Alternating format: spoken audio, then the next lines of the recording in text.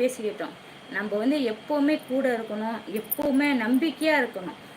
இது என்னால் முடியும், என்னால் சாதிக்க முடியும்ங்கிறது வந்து நான் கண்டிப்பாக வந்து எங்கள் அண்ணனுக்காண்டியே போய் விஜயகாந்த் சமாதியில் போய் கண்டிப்பாக என்னால் முடிஞ்சது அங்கே போய் செஞ்சுட்டு அவர் வீடியோ எடுத்து கண்டிப்பாக யூடியூப்பில் போடுவேன். நான் போடாமல் இருக்க மாட்டேன் எங்கள் அண்ணனுக்காண்டி.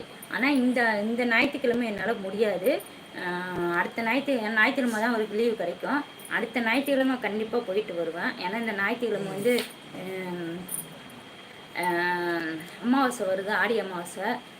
அதனால தான் மாமனார் மாமியார்லாம் இருக்காங்க, ஆனால் வரமாட்டாங்க எங்கள் வீட்டுக்கு.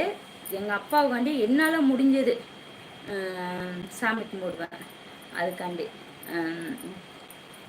எங்கள் அண்ணன் சொன்ன மாதிரி பணக்காசு நம்ம எப்போ வேணாலும் சம்பாரிச்சுக்கலாம், உறவு சம்பாதிக்க முடியாதுன்னு.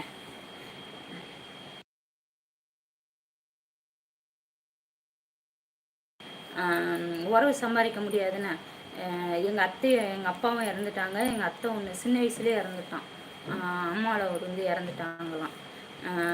அதனால தான் சொல்கிறேன் நான். அதனால தான் நான் சாமி கும்பிடணும். அதனால் கண்டிப்பாக நான் போய் விஜயகாந்தி சமாதிக்கு போயிட்டு எங்கள் அண்ணனுக்காண்டி வீடியோ எடுத்து எங்கள் அண்ணனுக்கு அனுப்பிவிடுவேன். கண்டிப்பாக அனுப்பிவிடுவேன் நான்.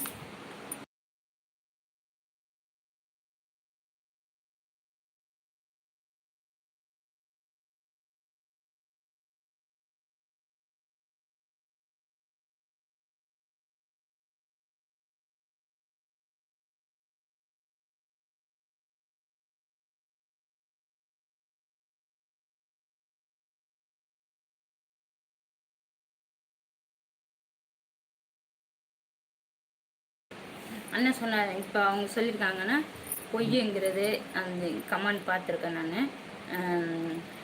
என்றைக்கா இருந்தாலும் நம்ம ஒரு நாளைக்கு சாவு போகிறோம் நம்ம தான். அது வந்து நல்ல செஞ்சுட்டு செத்து பாருங்களேன், நம்ம சொர்க்க வாசலை போய் மறிப்போங்க. அதே வந்து நீங்கள் கெட்ட செஞ்சுட்டு செத்து பாருங்கள், சொர்க்க வாசல் கூட நம்ம தொடமாட்டோம்.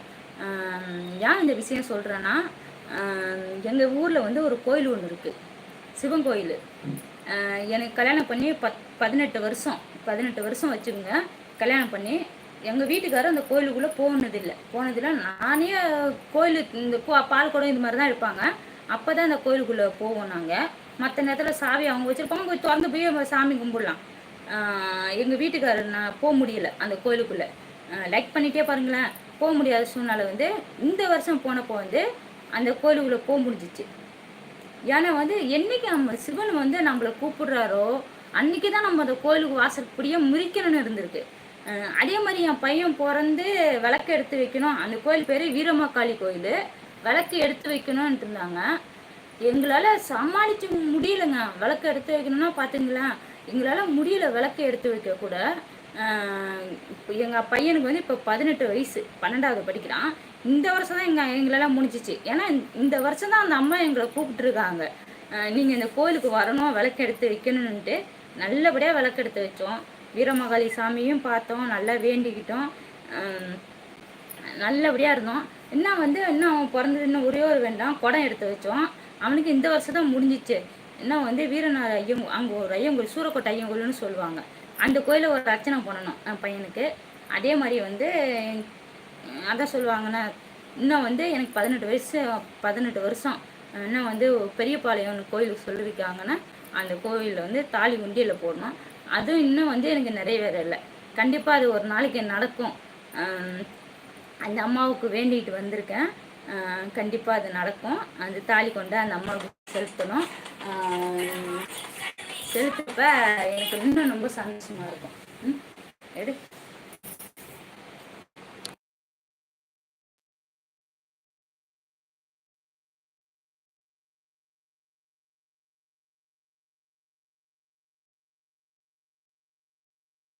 இந்த இருங்க.